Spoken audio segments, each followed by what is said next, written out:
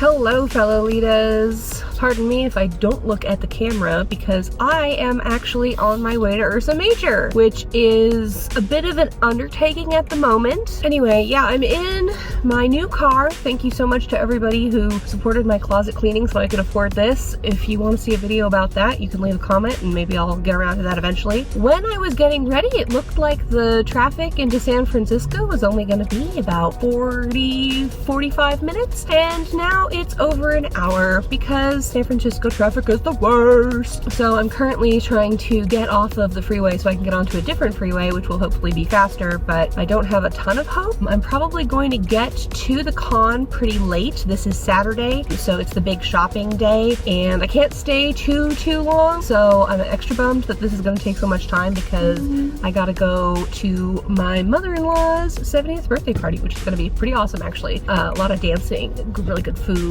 My mom's going to be there. It's going to be cool. But yeah, in the meantime, I was going to be bored on this trip, so I thought I'd do a little bit of filming just while I'm on the road in this stop and go traffic. I'm not looking down at the screen because I'm trying to keep my eyes on the road and be like responsible. There's this lovely little shelf area where I can just stick my camera, so that's interesting. Anyway, I'm going to talk strategy real quick for Ursa Major. I've set a budget every year and I've never kept to it. So I'm not even sure it's worth trying to set a budget because I could be like $10,000 and I'd still find some stupid way to go over budget just by allowing myself to spend a certain amount. And I'm not spending $10,000 there. I do not have that kind of money, especially after buying this baby. So I'm thinking I'm probably going to focus instead on budgeting per type of item. Specifically, I'm thinking no more than one dress because I'm probably gonna find some dresses that I'm drawn to, but if I bring home a bunch more dresses, my closet's just gonna scream at me because I don't have any room. Oh my god, this person is trying to cut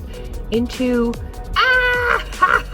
oh, the woman behind me is being a jerk because she's trying not to let this guy go through the, what is it called? Not the median, the other thing. The other one. The one on the other side. Like the emergency lane. People are going through the emergency lane to get to this exit, and this woman behind me is straddling the lane and the emergency lane to try to block people. What a Karen. Oh my god. Okay, sorry, so distracting. So yeah, one dress I'm thinking. I very seldom find blouses at these things that work for me. Be one thing if like Sleepyland or something was there. I know Hey Newly's gonna be there with Iris Garden, so there's a chance I might be able to try on one of the larger sizes of the Winnie the Pooh blouse if they've still got any of those. So I'm not really sure I'm gonna look for blouses or outerwear. Mostly, I think I'm gonna be sticking to accessories. I have had some changes and overhauls in my wardrobe as part of my massive closet cleaning, and what I've realized is that there are a lot of dresses that I would really like to wear that I'm hanging on to, but I can't really wear them because I don't have a lot to coordinate with them. If I look for things especially that are black and blue, purple and pink, purple and white, or green and brown, those are the things that are gonna make the most sense for my wardrobe at this point, because I've got a lot of like red accessories and stuff that I'm pretty happy with, so I'm not finding the dresses that I have in those styles to be really difficult. Those other colors that I just mentioned I have been finding very difficult, especially green and brown. I've been wearing a lot more of it because I think it looks really nice on my skin and my hair, but it's not something I've been collecting. Oh my god, this woman! What are you doing? Oh my god, Karen, it's less than a mile. She's literally just sitting there straddling the lane. This is hilarious. Whoa! And now a guy in a classic car literally went into the ditch to get around her in a muscle car. Wow. Wow. People be crazy. You know, I want to go to Ursa Major, but it's not worth my life. Like, come on.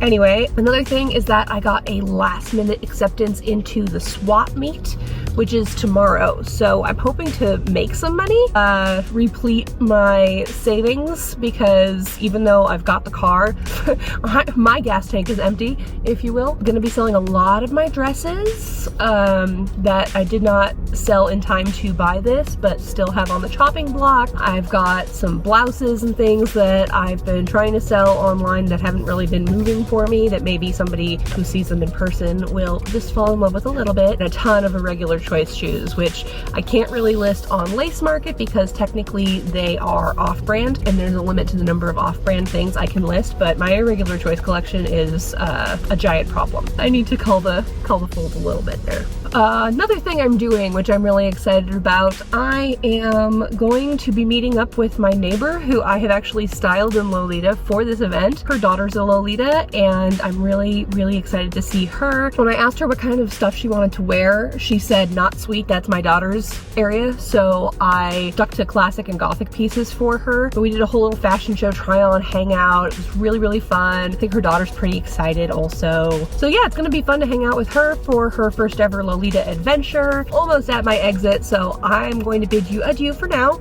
Oh my god. The line of people behind this Karen is so hilarious. There's like 40 people piled up behind her, all trying to go on the emergency lane.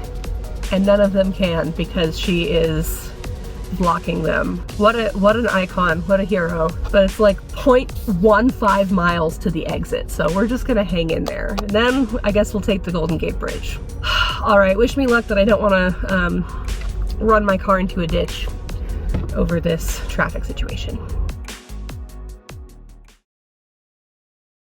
I started my filming off at the Hey Newly Iris Garden booth because I wanted to check out that selection of blouses that I mentioned before. But oh my gosh, it was so overrun. I couldn't even get a shot of the front of the booth, the main table area, because it was so crowded. But it was great to see some of the more recent releases up close and personal. And if you have a sharp eye, you probably spotted some of the older prints too. So while I couldn't get a lot of time in at the Hey Newly booth, I was able to take my time and really peruse the Gato Designs booth. This year, Paulina was sharing with Spooky Sparkle Party, so this is a mixture of some of her designs and some of the Spooky Sparkle Party designs, and oh my goodness, everything here was super tempting, super cute. I gotta say that the JSK that I got from the Gato booth last year has gotten a lot of wear from me in this past year. I wore it to a live pro wrestling show and got so many compliments on it. It's also machine washable, which I super duper appreciate, and it steams flat really easily too, which is so invaluable. I definitely think that this booth had something for everyone. Since I was only allowing myself to take one dress home and I didn't want to spend all of my money at the very first booth where I saw accessories, I ended up not buying anything directly from Gato or Spooky Sparkle Party this year. Lena was super nice to let me film all of her stuff, and we ended up spending a lot of time hanging out during the swap meet as well. However, Lena has a lot of stuff on her website, and Spooky Sparkle Party has an Etsy shop, both of which are linked below for you to check out if you see something that you have to have yourself. Tea Love Crochet, or TLC for short, had this incredible offering at Ursa Major this year. I am crap at crochet myself, and I'm always super duper impressed with people that do work with yarn. This was no exception. I especially loved the beaded bread headdress, and I'm really hoping that Breadlita makes its return for 2024. Next, I took my time drooling over the incredible creations at Moss Badger,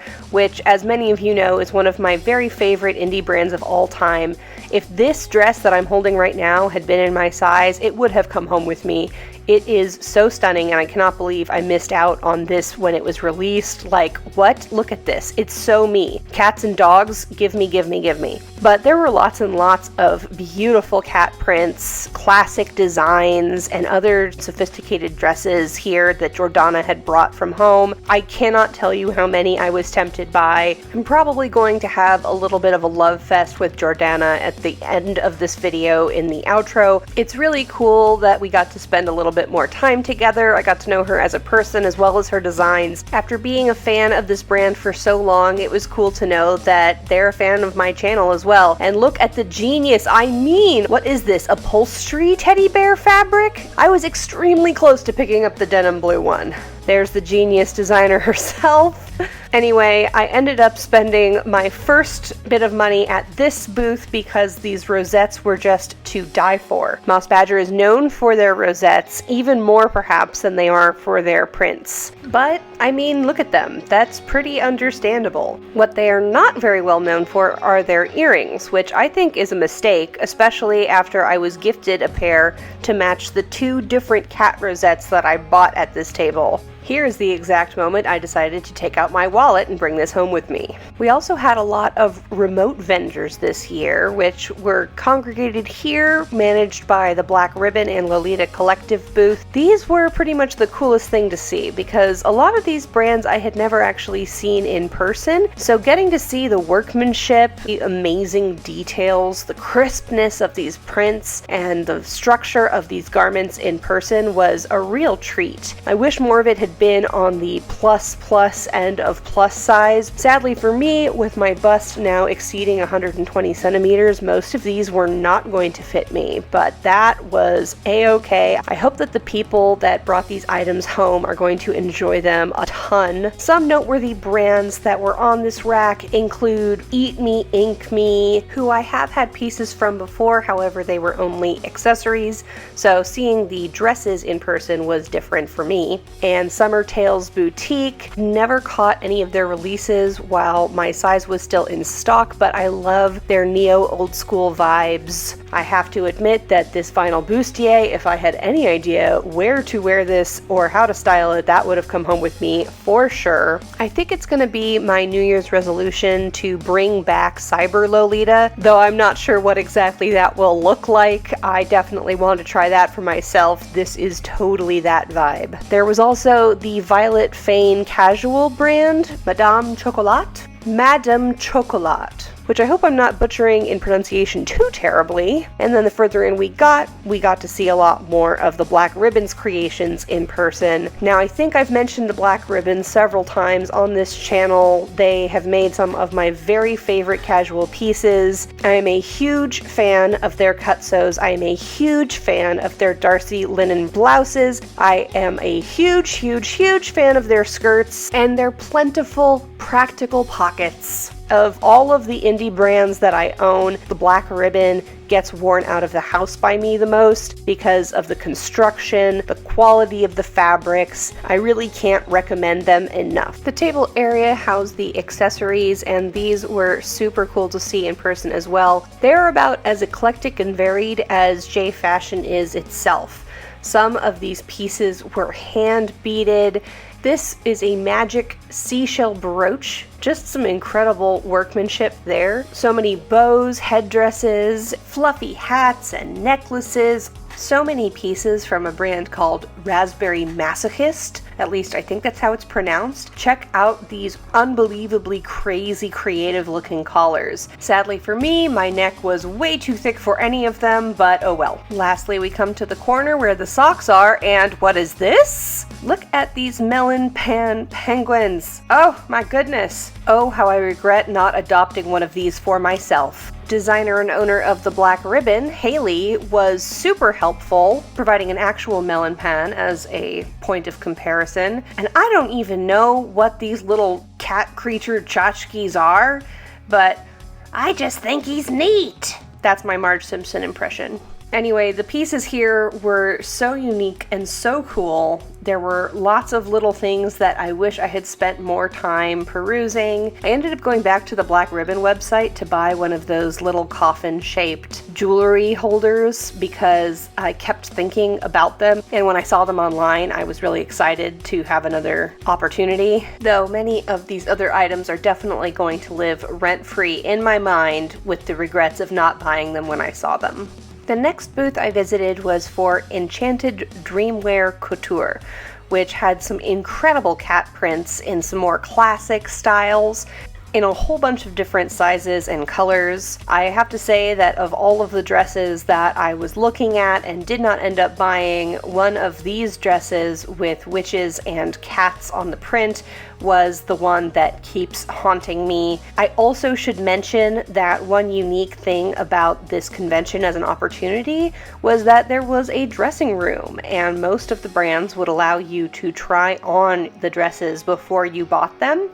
I super regret not trying on this particular Kitty Cats in Witch Hat print OP, because if I had tried it on, it may not have fit me, but if it had fit me, there's no way I would have gone home without it. At the very least, I could contact the brand now to see about buying it. It's probably for the best that I don't go all in on an OP that I don't know will fit my shoulders. I wish that I'd had more time to spend actually trying things on, interacting with the shopkeepers, and taking my time to peruse and purchase things. I can only hope that next year my mother-in-law will not put her birthday party on the same weekend. But Enchanted Dreamwear in particular had so many cool socks, some really great bag designs, and all of those incredible prints and accessories on their various racks. I wish that I had taken the time to look at them more carefully. On the Artist Alley end of things, there is a brand that I've been following since I bought from them last year called Morning Tea, and they really pulled out the stops this year as well. I love their little resin and acrylic jewelry and accessory selections. They also made some really awesome tote bags for the first time, I believe, and I decided I was going to take a chance on an Animal Crossing pin. I was hopeful I would get somebody that I really liked, and I was promised a reroll if that did not happen, but luckily I got one of my favorites who I did not know was an option, Tom Nook. Look at his little face! He is so cute and sparkly, and I'm very excited to put him on my eat-a-bag. Then I went to the Japanese Art Market, which is basically a collection of independent, teeny tiny individual designers who work in a J-fashion space, and this was specially negotiated with the Gothic Lolita Market in Japan to bring this content to the States for this event. Now, by the time I got in line, it was already pretty close to 3 p.m. And as you can see, all of these tables had already been totally picked over. I started to panic when I was upstairs hearing people say that there was, quote, nothing left at the art market, which was far from true, but I'm sure that I missed out on some really incredible pieces if I had just gotten my act together and gone earlier in the day, or even if I just prioritized the art market over the dealer's hall and stood in that line first. The line wasn't so bad. It was about 15 minutes for me, which did kind of hurt my feet, but was ultimately totally worth it to gain access to this place without it being totally overcrowded. But I spent that time in line getting to know the people ahead of and behind me, and that was really fun. The best part of these live events is often just being with your community. Okay, but pause for 1 minute to admire the first thing that I bought in this section. This cat shirt! It's amazing! Wait, what were we talking about? Oh yeah, because of this incredible market, there was also a big draw from all over the country and internationally. At the closing ceremonies on the final day, the organizers asked people who had traveled to be there to raise their hands. There were folks who came all the way from Europe, which is undoubtedly a testament to a number of things. One, that Lolitas are extremely passionate people and that they are driven to pursue that passion regardless of the distance and cost. Another thing is that the Bay Area Cake organization has become internationally known for putting on good events. Based on previous years, this was the very best Ursa Major yet. And if folks heard about it all the way in Europe, they are definitely doing something right, even if it is advertising based. And lastly, I think it speaks to how many people outside of Japan are hungry to discover new brands, teeny tiny independent designers like the ones featured in this art mart. Going to Japan is cost prohibitive. It's a huge undertaking, and not everyone can afford to do that. But if they can just get to Japantown in San Francisco, they'll be able to peruse these wares, which were never seen outside of Japan before this event. If I had to think of any criticisms, the only one that I could possibly reach for is that some of the brands in this Gothic Lolita Art Mart were not on the quality level of others. Between the designers of this art mart, some pieces clearly had hot glue, loose threads, things I might expect from a mass-produced Taobao brand. That said, maybe I'm just super spoiled by all of the indie brands that I've gotten to interact with over the course of my YouTube career. I guess I've just come to have really high expectations for things, especially at some of the prices that were listed here. But that was the vast minority. Most of this stuff is even better in person than it appears on film or in photographs. I just hope that these pan across shots with my ramblings over the top are sufficient to give you some idea of what you missed if you weren't here, and maybe twist the knife a little bit more if you, like me, were there but were on a budget that prohibited you from getting literally everything you wanted. Let's just say if I had an infinite amount of money, I would have cleared the place out. Now that said, not all hope is lost. The Ursa Major website actually has a link to a store that has online stock of everything that was not purchased by the end of the con. It is a link which I, as a public service to all of you, will leave in the description along with all the other links. This has been open since earlier in the month, right after the con ended, so the items that were picked through by the end of the con are probably even more picked through now online. By the time I remember that it was a thing, it had already been picked through again, but I did go back and grab a couple more things. I will talk about that when I get to the what I bought section. I know this video is already balls long, so I'm not sure how long that outro is going to be, but I will be showing off the things that I brought home. The only other thing I want to call attention to before leaving this particular area behind was a series of delicate necklaces which looked like glistening apples skewered with forks and knives and scissors. That was too much for my heart. I needed it for a Snow White cord, and I added to cart. Then the next day, all I did from start to finish was work the swap meet. I had my own table. It was glorious. I'm very happy with the number of things that I sold. I left some of my handmade accessory prototypes that I didn't think were worthy of sale on the free table, and those got scooped up. Hopefully those all went to a good home with somebody who will enjoy them, flawed as they are. But I didn't buy anything. I did get some super awesome freebies, both off the table and from my fellow sellers. I will go into that later. But the biggest takeaway from the swap meet is that most of y'all Lolitas do not know how to haggle, and I want to make it my personal mission to change that. Leave a comment below if you want a how to haggle tutorial. Oh yeah, ribbons. I forgot about those. Those were amazing. I had super much fun reading everybody's funny ribbons and giving out my own. Let's bring more next year.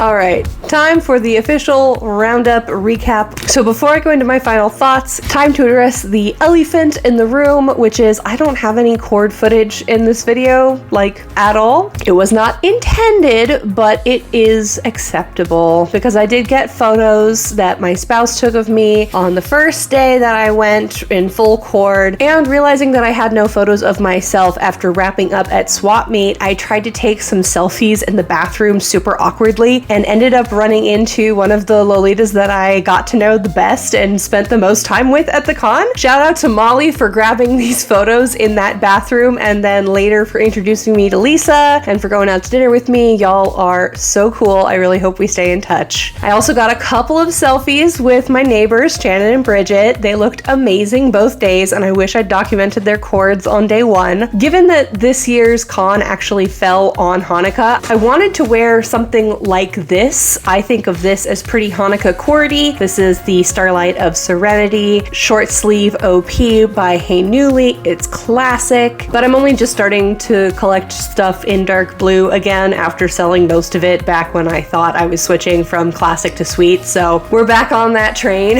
and that seems like a pretty decent segue into some of the stuff that I brought home from Ursa Major because I'm wearing a lot of it. First of all, I'm wearing the Ursa Major event exclusive necklace. It didn't arrive in time for the con, so the Black Ribbon put it up on their website later, which was totally fine by me. I have it now. I'm gonna treasure it. It's the perfect thing to go with a constellation themed dress. And this hat, which I'm having a hard time showing you, and an even harder time getting to stay on my head properly because I suck at hats, this was actually a freebie from the freebie table. Super awesome. I don't know who gave it up. It was definitely in need of some repairs, but I just glued some stuff down and took some things off. And yeah, yes, I love it. I just wish that I knew how to wear it properly. We'll have to practice at that. Behind me here is another freebie I got. This was gifted to me by Jordana while we were hanging out at the swap meet. She was like, Ellie, you're a 90s kid. You would wear this, right? And I was like, I would absolutely wear this. And she was like, well, then it's yours. And I was like, huh? It's actually a little smidgy bit big on me, but I'm gonna take it in because it's so simple and cute. I love this fabric. It's very me, very much what my wrestling persona would wear out and about. Jordana also gave me these. She saw my irregular choice collection and was like, these are a regular choice, or at least that's where I got them. And she also gave me these kitty cat earrings. Look how adorable. And I'm like super stoked on these because they are the perfect match for my Hey Newly Jellyfish Princess OP. So I'm definitely gonna need to revisit that one soon so that I can wear these. This is the Raspberry Masochist coffin thing that I was telling y'all about earlier. This is also available on the Black Ribbon site. Check that out. It is so cool on the inside and the outside is plushy. I got this one because the other ones had crosses on them. I'm really bad at keeping track of accessories when I'm traveling, so I thought that if I had this, it would be a lot harder to lose track of everything, especially like my earrings as I'm traveling. And it's soft. Let's take a moment also to peep my badge. Up at the top is the ribbons that I was handing out, and then this one was gifted to me and was the only ribbon I earned throughout the weekend. Apparently most of them you had to like know somebody in particular, know some sort of magic password, or perform some specific task, or be wearing some specific thing in order to get one. I love doing badge ribbon stuff at ALA and Fanime, so I'm hoping it will catch on and be more of a thing next Ursa Major. These are the two rosettes that I ended up getting at the Moss Badger booth, and when I brought them up to the front, Jordana was just like, Ellie, do you wear earrings? Because take some cat earrings too. And so I picked up these, which I think are going to match this particularly well. And I want to wear both of these with my Camellia Cat OP, the meta one with the flowers. I think that's going to be super duper cute. The rosettes have a pin back and also a clip so that you can attach them to your hair or to a garment. And I think I'm just going to get a lot more wear out of these. Here is my little Tom Nook. It has yet to go in my Eat-A bag because I've been waiting to film this video. I guess he could actually be Timmy or Tommy. I don't know how to tell the difference. Oh, sorry Nooks. Here is a better look at the shirt that I got. And let me tell you, I was not prepared to fall in love with a simple purple cotton t-shirt. The shirt quality itself is not the greatest, but really the point of this is the art, which says in English characters, but spelling Japanese words, Eie ni ikiraremasu no ni. And my Japanese is not as great as it was back when I was in college, but I'm pretty sure that means may you live forever, which is exactly how I feel about my cats. And these two really reminded me of my cats.